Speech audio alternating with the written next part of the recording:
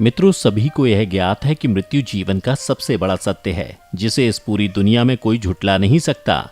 सनातन धर्म में ऐसा कहा जाता है कि जिस मनुष्य की मृत्यु होती है उसकी आत्मा स्वर्गलोक या फिर नरकलोक जाती है। लेकिन क्या आपको ये पता है कि वो कौन से उपाय हैं जिनकी सहायता से आत्मा मृत्यु के बाद सीधा बैकुंठ धाम जाती है? आज की इस प्रस्तुति में जानते हैं इसका उत्तर। नमस्कार दर्शकों, स्वागत है आपका द डिवाइन टेल्स पर एक बार फिर। बता दें कि यह मान्यता है कि मृत्यु के बाद भी एक लोक है जहां पाप और पुण्य का लेखा जोखा होता है। पृथ्वी लोक पर किए गए पुण्यों के बदले आत्माओं को स्वर्ग या बैकुंठ प्राप्त होता है और पाप करने वाले पापियों को नरक की यातना झेलनी पड़ती है। हर उच्च विचारों वाला मनुष्य इसी प्रयास में लगा रहता है कि उसके हाथों कोई पाप ना हो जाए, किंतु कभी कभी हम जाने अनजाने में गलत कार्य कर लेते हैं। ऐसे में वह सोचता है कि क्या मृत्यु के बाद उसे वैकुंठ की प्राप्ति होगी या नहीं। लेकिन मित्रों, उससे पहले आपको बता दें कि आखिर वैकुंठ धाम है कहां। सनातन धर्म में बताया गया है कि कैलाश पर महादेव, ब्रह्मलोक में ब्रह्मदेव का वास है। उसी तरह श्री हरि यानी भगवान विष्णु का निवास वैकुंठ को कहा जाता है। बता दें कि वैकुंठ लोक की स्थिति 3 जगह बताई गई है: धरती पर, समुद्र में और स्वर्ग के ऊपर। प्रभु श्री कृष्ण के बाद इसे गोलोक भी कहने लगे। अब क्योंकि श्री कृष्ण और श्री हरि एक ही हैं, इसलिए श्री कृष्ण के निवास स्थान को भी वैकुंठ कहा जाता है। पृथ्वी पर बद्रीनाथ, जगन्नाथ और द्वारिकापुरी को भी वैकुंठ धाम कहा जाता है। भारत के उत्तर में स्थित बद्रीनाथ धाम मंदिर श्री हरि का दरबार माना जाता है। वहीं दूसरे वैकुंठ की स्थिति पृथ्वी के बाहर बताई गई है। इसे संपूर्ण ब्रह्मांड से बाहर और तीनों लोकों से ऊपर बताया गया है। यह धाम दिखाई देने वाली प्रकृति से 3 गुना बड़ा माना गया है।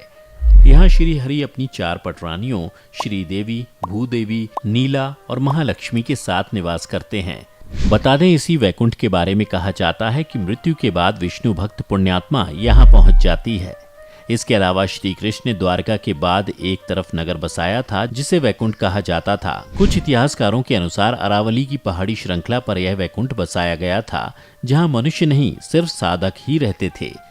मित्रों, ऐसा माना जाता है कि वैकुंठ में आत्मा कुछ काल के लिए सुख को प्राप्त करती है, परंतु सुख भोगने के बाद उसे पुनः मृत्यु लोक में आना होता है। इस जगह को स्वर्ग से ऊपर बताया गया है। चलिए अब आपको बता दें कि मृत्यु के समय कैसे इन उपायों से वैकुंठ जाती है आत्मा। इस बारे में गरुड़ पुराण में कई ऐसे उपाय बताए गए हैं जिन्हें अगर कोई मनुष्य किसी के मृत्यु के समय अपनाए तो यमदेव उस मरते हुए मनुष्य की आत्मा को दंड नहीं देते हैं तथा उसकी मृत्यु भी काफी शांति से होती है। वहीं हिंदू धर्म में गंगा को मोक्षदायिनी और पापनाशिनी कहा गया है। मान्यताओं के अनुसार यदि किसी मरते हुए मनुष्य के मुख में पवित्र गंगा जल डाला जाए तो उस मनुष्य की आत्मा को यमराज क्षमा कर देते हैं। इसके साथ साथ उस मनुष्य की मृत्यु भी बिना कष्ट के होती है। बता दें कि श्रीमद् भगवत गीता में श्री कृष्ण ने कई ऐसी बातें धनुर्धर अर्जुन से कही हैं जो मृत्यु और जीवन से जुड़ी हैं। गरुड़ पुराण में उल्लेख है कि यदि मृत्यु के समय किसी मनुष्य को गीता के श्लोक सुनाए जाएं तो उसकी मृत्यु काफी शांति भरी होती है। साथ ही ऐसे व्यक्ति को मृत्यु के उपरांत यमराज के दंड को नहीं झेलना पड़ता। इसके साथ ही तुलसी भी श्री हरि को बहुत प्रिय है। यही कारण है कि इसे हरिप्रिया भी कहा जाता है। पुराण के अनुसार अगर किसी मरते हुए व्यक्ति के मुख में तुलसी का एक पत्ता रख दिया जाए तो उसे प्राण त्यागने में कोई पीड़ा नहीं होती। यदि कोई मृत्यु के करीब पहुंचते हुए परमात्मा के नाम का जाप करता रहता है तो उसे भी मृत्यु के देवता के सजा का सामना नहीं करना पड़ता। साथ ही भगवान नारायण उसे अपने श्री चरणों में स्थान देते हैं। और तो और रोगी के गले में रुचि के मुताबिक तुलसी या फिर रुद्राक्ष की माला पहना दें। माथे पर रोजाना चंदन और गोपी चंदन का तिलक लगाएं। रोगी के पास राम रक्षा या फिर महामृत्युंजय मंत्र का पाठ करना चाहिए। एकदम अंतिम समय आ जाने पर पवित्र श्री हरि नामक की विपुल ध्वनि करें। जब लगे कि आत्मा शरीर का साथ छोड़ने वाली है तब उसे गंगा जल से स्नान कराएं और मुंह में भी गंगा जल डालें। ऐसा करने से मनुष्य को प्राण त्यागने में कम पीड़ा होती है। इतना ही नहीं, रोगी की जगह को आखिरी समय में पवित्र धूप, धुएं, कर्पूर से सुगंधित रखें। इसके साथ ही उसे सुबह शाम कर्पूर या घी के दीपक की ज्योति उसे दिखाएं।